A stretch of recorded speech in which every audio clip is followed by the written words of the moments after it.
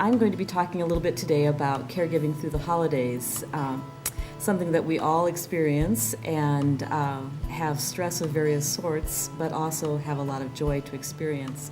I am not an expert in this, but I think after a lifetime of family gatherings, I at least have a little experience in this area. We're going to talk about finding ways to celebrate and minimize stress during the holidays. Well, it's probably important first to talk about what a holiday is. The Merriam-Webster Dictionary defines holidays as, one, a holy day, basically putting the words together. It's also defined as a special day of celebration, a day when most people do not have to work. And so there are lots of holidays, holy days through the year. In the Jewish community, in September, October, we have Rosh Hashanah, Yom Kippur, Rosh Hashanah, the New Year, and then Yom Kippur, the Day of Atonement. In November and December, Hanukkah takes place, which is an 8-day festival remembering the season of lights when the lights stayed lit even when there was no oil. And then Passover is in late March to late April, celebrating and remembering the Exodus out of Egypt. Muslim holy days, the primary one is Ramadan, which occurs based on the moon cycle. Ramadan is a 30-day time when persons fast during the day and they abstain from earthly pleasures. And then at the end of Ramadan, on Eid al-Fitr, they celebrate with food and family gatherings as a time to end their day-long fast. But it's also a day to do acts of charity. And in the Muslim community, persons would be going to take care of friends and family on this day. In the Christian cycle of holy days, there are two primary events: Christmas, which is December 25th, and Easter, which takes place late March to late April, about the same time as Passover. They often coincide with each other. And then there are all the other holidays. We have Halloween and Thanksgiving, non-religious Christmas, Kwanzaa, New Year's. If you know Seinfeld, you know Festivus for the rest of us. 4th of July, Valentine's Day, Mother's Day, Father's Day, St. Patrick's Day. There are holidays throughout the year. But primarily we think of the time that people struggle with is this time frame with Thanksgiving and Christmas as the holiday season. Well, what's important about all of these? Food, primarily, I think, a lot of times. Family, getting us all together to enjoy time together. And fun. I think this kind of describes what we all are experiencing right now. You'll notice that the snowman is dressed as a pilgrim and he has his trick-or-treat bag. The jack-o'-lantern is also dressed as Santa Claus, and the couple as they're walking by says, guess it was inevitable. So Merry Thanksgiving from September 1st to January 1st. Well, holidays can create stress no matter if we are taking care of someone or if we're just having a family gathering. Any gathering of family and friends can be stressful, whether it's because we are the host or because we're attending and not really sure how we fit into this group. It just creates a lot of stress as we come together. Even though we love one another, it is hard sometimes to be together. And the expectation is often that this will be the best, insert your holiday, ever. The year before my dad died, the Christmas before he died, we gathered as a family from the Four Winds. I was in seminary in Washington, D.C. My brother was working political campaigns in Northwest Iowa. And we came back to Burlington to be together for Christmas.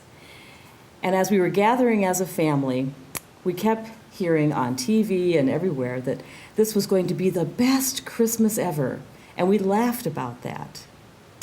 Well, my dad died the next year, and I think back on that Christmas and think, well, yes, that was the best Christmas ever. But as compared to the next Christmas, there were other things that were wonderful about that next Christmas, too. There were changes in how we celebrated. There were things that we did as a family that were different. So while we think of it as maybe the best Christmas ever, sometimes we need to change our expectations and realize that it's not just that particular time. Every year is different as we gather together. Families often say, with tradition, that we've always done it this way. I served a country church for a few years that it was two little churches that closed because their buildings were inaccessible and the congregation was getting older. So they closed the older buildings, came together, became a new congregation, and built a new building. I came as their pastor the summer after the building was finished. And we got to Thanksgiving and Christmas, and we were getting ready to decorate the church for that year. And they all looked at me and said, where do we put things? How do we decorate the sanctuary?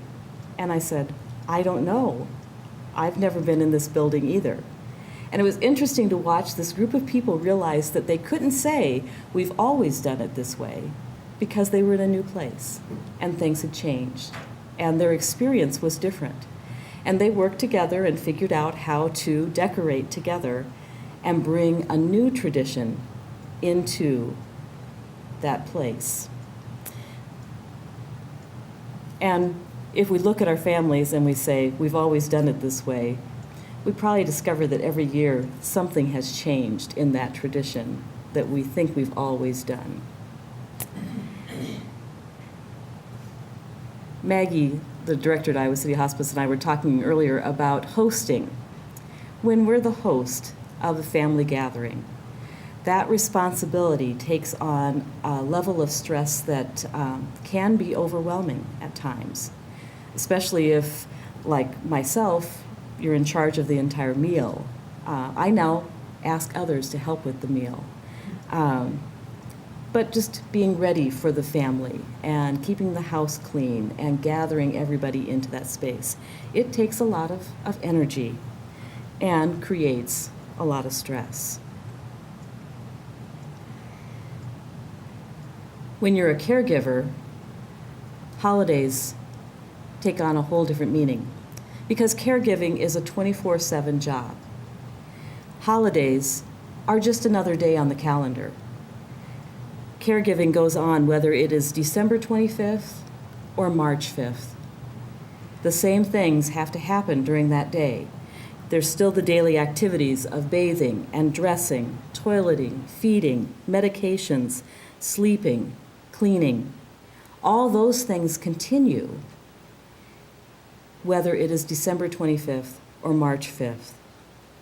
And the established daily routine will be disrupted by holiday activities, especially if the home where the person is being cared for becomes the hosting home. The daily routine is interrupted.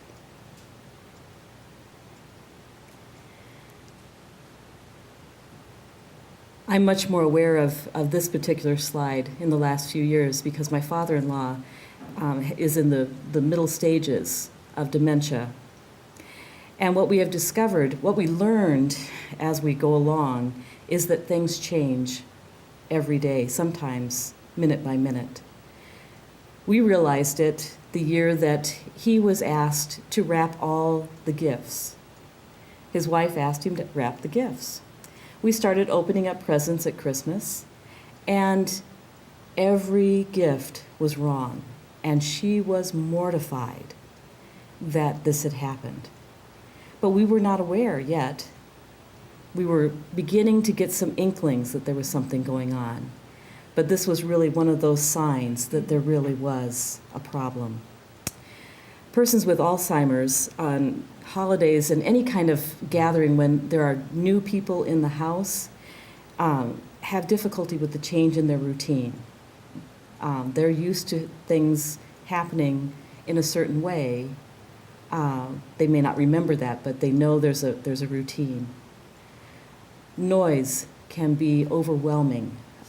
I know when our family gets together and the grandchildren are running through the house and we're all talking as loud as we possibly can to be heard, you can see as my father-in-law begins to just shut down and not listen. It's too much going on. For persons with Alzheimer's, when there are strange people in the house, when they're not even sure if this is really their home, they have difficulty with that, and they struggle with who that other person is or who those other people are. And sundowning may increase because of all the other factors that are happening, all the stresses that are coming into the household.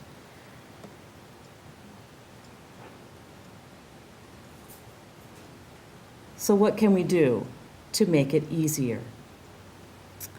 Stress is one of those things that we just have to accept is going to happen as we experience family gatherings and as we enjoy being together. So one of the first things we need to do is adjust our expectations. We need to remember that the day-to-day routine will be different than before. We need to look at the schedule and decide how we can change things to make things more comfortable, and we may need to adapt and adjust our celebrations to match the current reality. I am a firm believer in to-do lists and calendars. It's how I make sure that I get everything done on the schedule and hopefully have hot food on the table when we're ready for it. Doing a little bit each day and delegating tasks so that the person in charge is not the only one having to do everything. And I want to share just a piece from a blog. This is called Have a Realistic and Positive Holiday Experience. It's by Carol Bradley Bursack. And she's talking about her family and their circumstance. She's one of those persons who is a sandwich person. She's taking care of parents, but then also has children and grandchildren that she's working with too. And she had this to say about her need to change her expectations. Right after Thanksgiving each year, I would decorate my mother's apartment. Dad was by then in a nursing home. After Mom joined him in the same nursing home, different private room, I would decorate her room, my dad's room, and my mother-in-law's room. Then, of course, I'd decorate our home. Then the planning would start as to how to handle all the generations, meeting everyone's expectations for the holidays. The guilt about taking so much time from the kids ate at me. The guilt about my mother not having a Christmas celebration she coveted ate at me. My mother-in-law seemed not to care, yet I knew underneath the dementia she did. The frustration of trying to celebrate the holidays when my dad no longer knew what we were trying to do made me want to throw in the towel. Yet, to ignore the holidays seemed wrong. So onward I marched, trying to make the holidays sing for people who couldn't hear. When I read that, I thought about all the times that I have tried to do everything for everybody and discovered that all I did was wear myself out. The idea of decorating everybody's rooms and then going home and decorating your own home just is overwhelming. So sometimes we just need to change our perspective of how we do things and what we expect will happen with the celebration. So we may need to establish new traditions. Sometimes it just takes going to a different location. Our family has tried going to not being in somebody's home, but going to a community room like this or to a church fellowship hall, just to provide more space so that the kids can run wherever they want to, and we can have some time as a family. It may also be going to a restaurant, gathering at a restaurant, or having someone else host the celebration, or even catering in the meal. And I brought a visual effect just because it was in my paper recently. I'm not advertising for Hy-Vee, but this has a whole list of how you could order your entire Thanksgiving meal, your whole Christmas meal, and not have to cook a thing. They would bring it to you. And I know you can find this online. There are other grocery stores and caterers that do that too, that you could contact and use that as a way to not have to do all the cooking. Have somebody else do the cooking for you and have more time then to be with family and enjoy that time. Put the tree in a different place. A family a few years ago said to me and said to our team that they couldn't have a hospital bed in their living room because that's where the Christmas tree went. And we talked about it and discovered that what was really behind this was that they just didn't want that hospital bed. Their family member really needed to be in a hospital bed. And so we talked about some things that they could do, and in the process they discovered that there was another place in the room that they could put the Christmas tree and still have the hospital bed, and their family member could then enjoy the holiday with them and be able to see the tree. And it all worked out in the end, but sometimes we just need to think in a different way. Where can we put things, or where can we celebrate? It might mean being in a different room in the house, or just not having a tree that year. There are ways to find establishing new traditions. This is a big one for all of us. Ask and receive help. Meal preparation is a big part of that. It might be asking that everybody bring something to share with the meal, or having others come into the kitchen and help with the preparation, or setting the table, or whatever it is that needs to be done, doing some things that make it so it's easier for the person preparing. You also might want to have someone who will sit with your family member. I do this frequently with our family as we gather. We'll go down in the family room while everybody else is off doing other things, and I'll just sit with my father-in-law, and he and I will talk quietly and do things together, and it gives him a moment to be away from everything that's going on. Also might be that you need to have somebody just be in the room with a family member for a while, just to give them a break during the day. Something that we all need to learn to do with our families. Communicate, communicate, communicate. We need to talk with our families about what we need help doing. It may not just be the holiday preparations. There may be some other things that you need help with during the day as the daily routine has changed. Asking for help and explaining what you need will make it an easier experience. Accept all reasonable requests for assistance and practice saying no. Families are well-meaning and often will offer to do things that in their minds seem really helpful, but may not make things easier for you. So accept all reasonable requests for assistance and practice saying no. Another strategy, let sleeping dogs lie.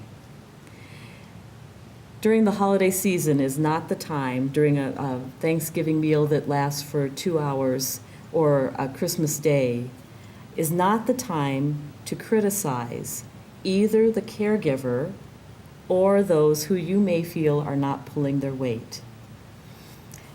It's better to plan a time to talk before or after the holidays when the stress is not so high about concerns and needs.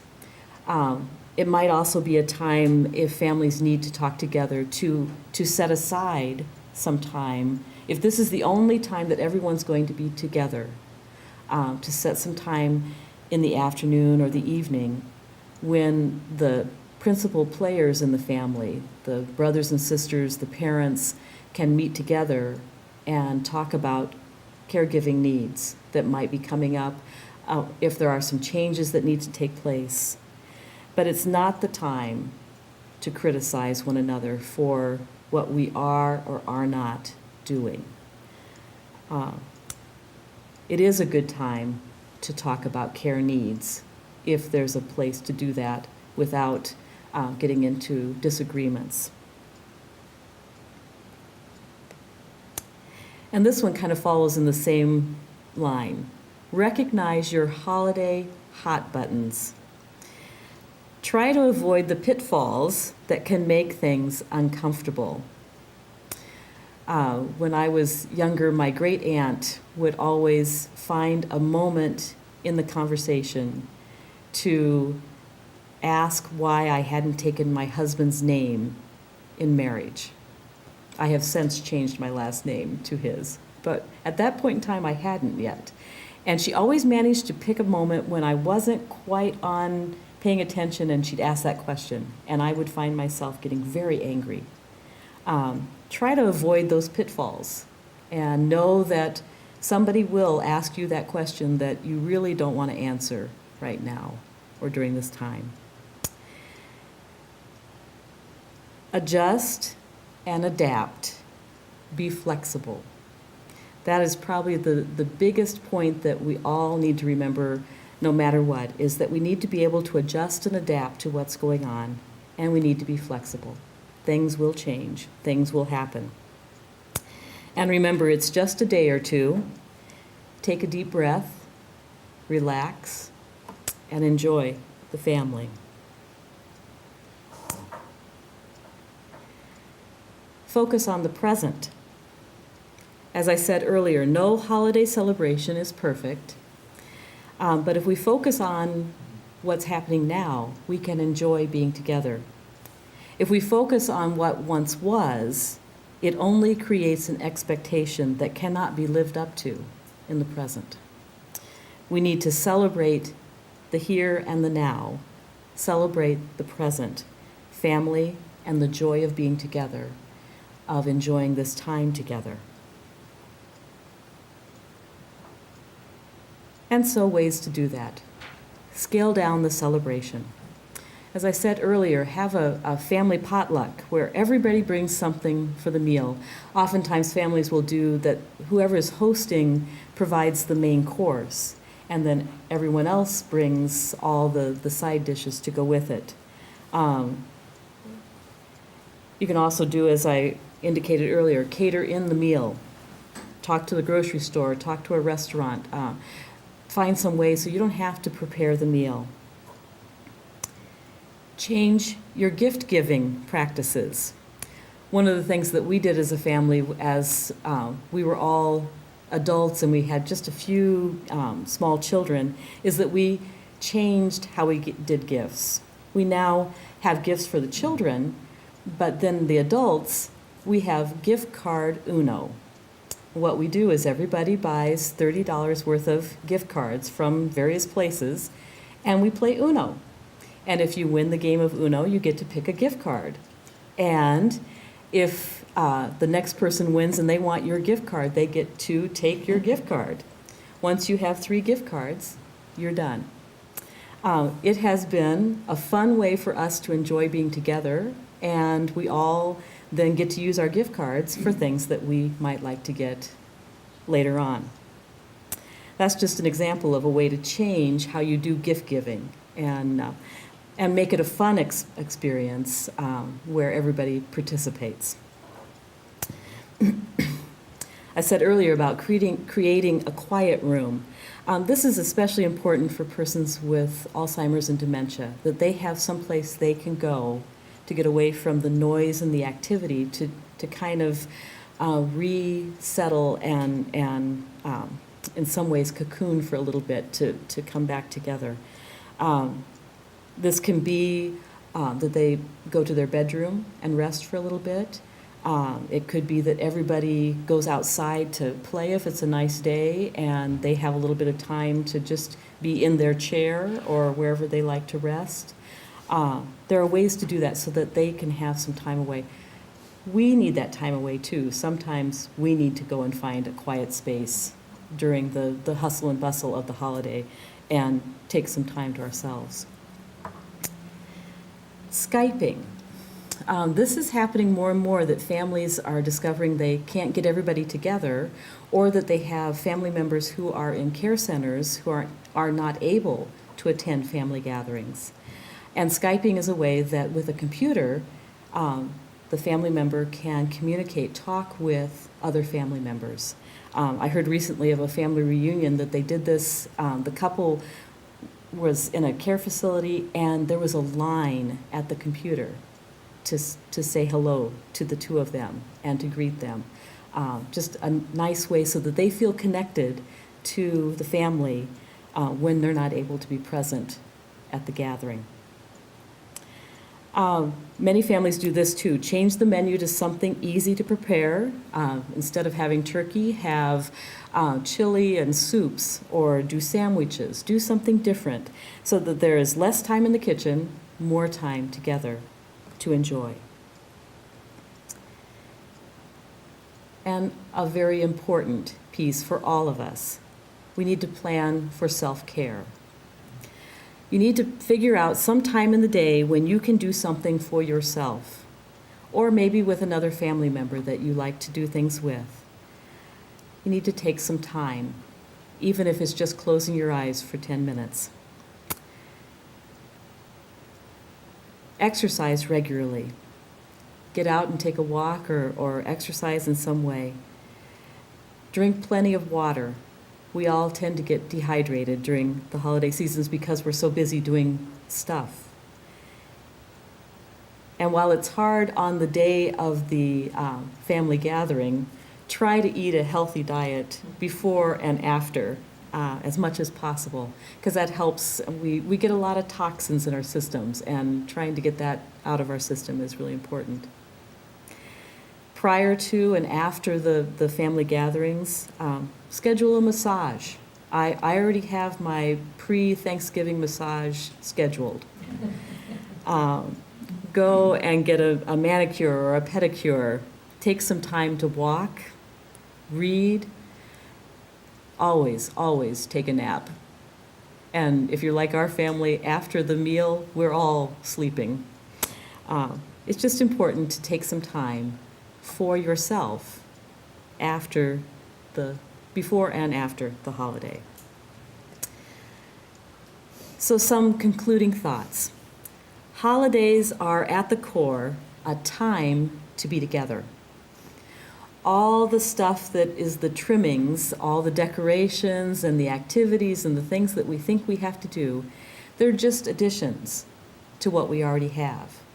And what is important is that time together, time with family and friends.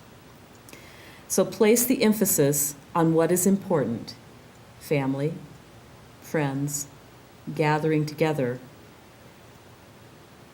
And then, as I've said over and over, relax, take a deep breath, focus on the present, what's happening right now, and be flexible. If we can do any of these things, the holidays will be easier and slightly less stressful. I want to end with a quote from Fred Rogers before we go into questions. And Fred Rogers from Mr. Rogers' Neighborhood. I like to compare the holiday season with the way a child listens to a favorite story. The pleasure is in the familiar way the story begins, the anticipation of familiar turns it takes, the familiar moments of suspense, the familiar climax, and the ending. Thank you all for sharing with me in this time, and we're going to take a little bit of time for questions. I do want to say that I have handouts of the strategies at the end, because it just was a lot of information. So I have some handouts for you after we're all done.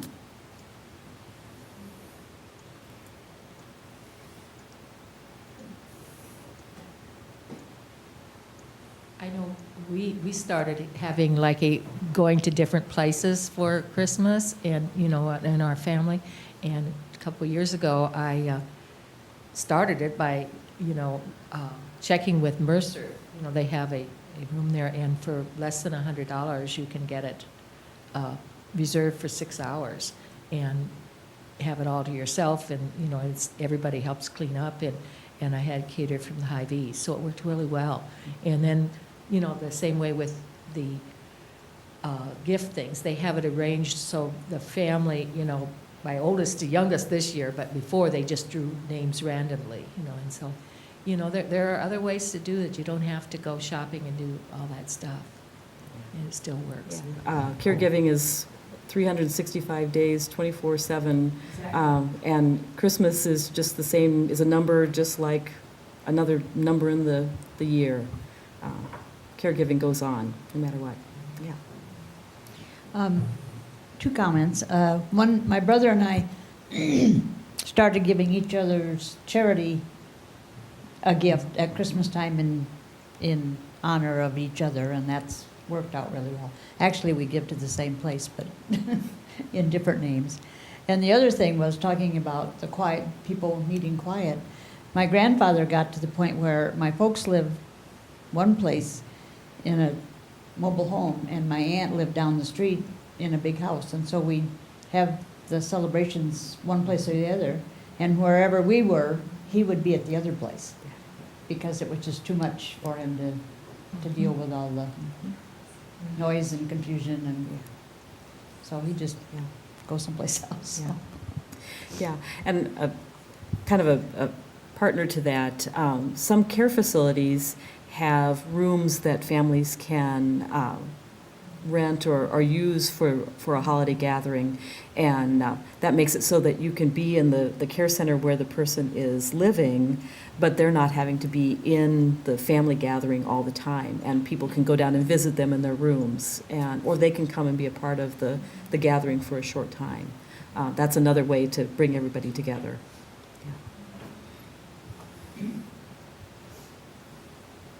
And that worked really well for us. We had people come from all over, like they're coming from Texas and Utah and Minnesota and Missouri and Iowa. And we also did that at assisted living for a friend of mine, and they came from all over. And it's really nice because you can get that set aside for you for that time, and everybody brings something. Even if you're from out of town, you can buy it in stores. And it was very nice. Rebecca, do you have any suggestions on how to ask for help?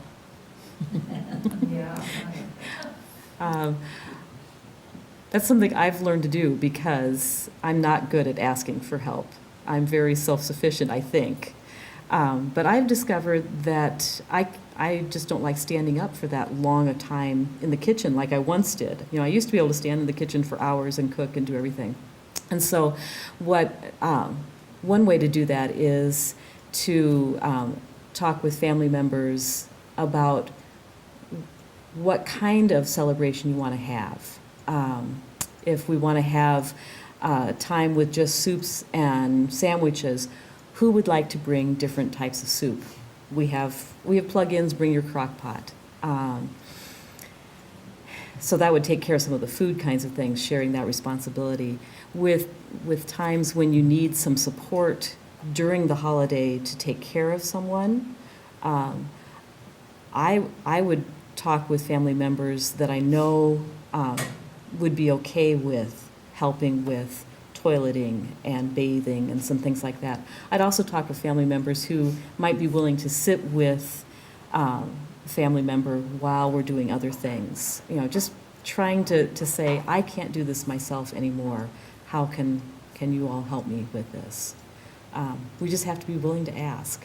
And that's something that's hard to do because we think we can do it all. We can take care of everything. Just to add to that a little bit, I think that caregivers also don't recognize the fact that those that aren't caregivers are unsure of what to do. So it's good when the caregiver can give some guidance to other people, because they really do, for the most part in families, want to do something. And so, you know, it is good to just ask, because I think people are very receptive to helping out. And we can be good teachers. We can help family members to learn some of the things that we do without getting into criticism about, well, if you were here, you could do this. I do it all the time. Finding ways to say, let me show you what we do to take care of a sponge bath, or, you know, some things that are easier to do when we package up food. Sometimes families will do little groups of food for family members that can't eat a lot. Just little things you can do and teach. Be a good teacher of your experience, because we are all experienced in something wonderful, caring for another person.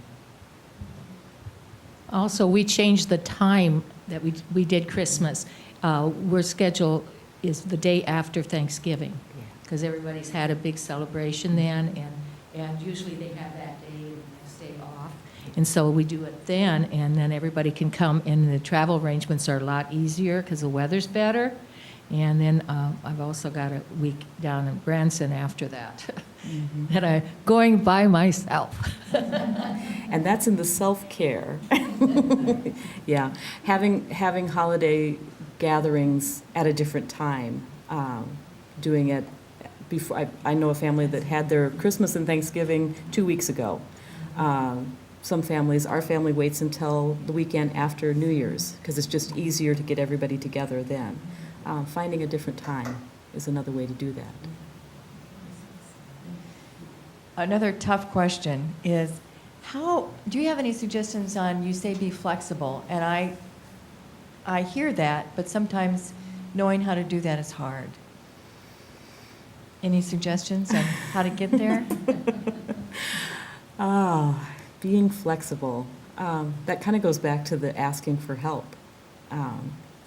We have to be willing to let go of things that we hold so closely, that we think we have to do. I'm trying to think of an example. Allowing somebody else to set the table.